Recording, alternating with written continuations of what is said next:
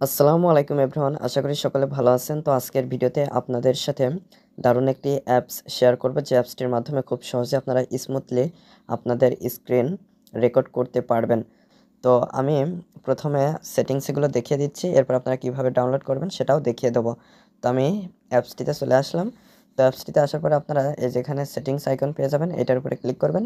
Click করার পরে এখানে ভিডিও রেজুলেশন এখানে 1080p রাখবেন এবং এরপরে ভিডিও কোয়ালিটি এখানে আপনারা অটো রেকমেন্ডেড হিসেবে এটাই সিলেক্ট রাখতে পারেন। তারপরে একটু নিচে আসলে আপনারা ভিডিও ওরিয়েন্টেশন এটাও অটো রাখতে পারেন এবং ল্যান্ডস্কেপ এবং পোর্ট্রেট দুইটা অপশন রয়েছে, তো আমি এখানে অটোই রাখছি। তারপরে এখানে দেখতে পাচ্ছেন রেকর্ড অডিও। তো আপনারা ভিডিওটা রেকর্ড করার সময় অডিওটাও যদি রেকর্ড করতে চান তাহলে এটা অবশ্যই অন রাখতে হবে। যদি আপনারা এটা অফ করে দেন তাহলে কিন্তু অডিওটা রেকর্ড হবে না। তো অবশ্যই এটা অন রাখবেন। তো এরপর আপনারা ভিডিও লোকেশনে ক্লিক করে আপনারা এখানে ভিডিওটা ইন্টারনাল স্টোরেজ অথবা এসডি কার্ড কোনটায় সেভ করতে চান সেটা কিন্তু এখান থেকে সিলেক্ট করে দিতে পারবেন।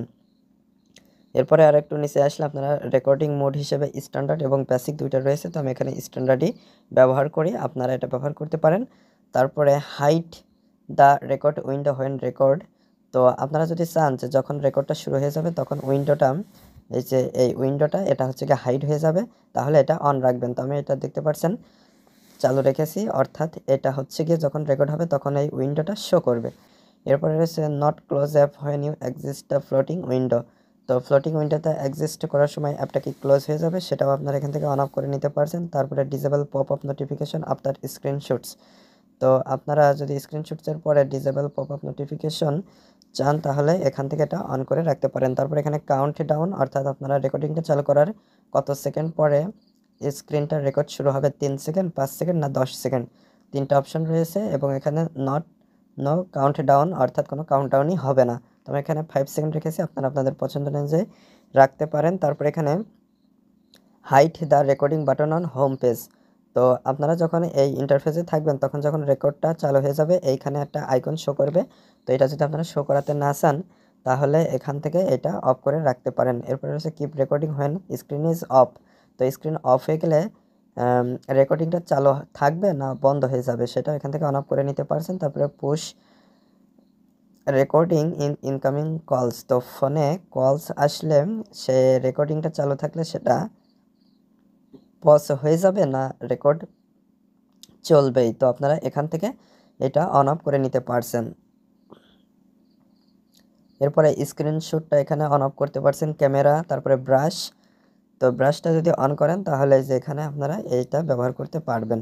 তো আমি এটা ব্যবহার করতে চাচ্ছি না, এখান থেকে কেটে দিলাম, তারপরে এটা অফ করে দিলাম।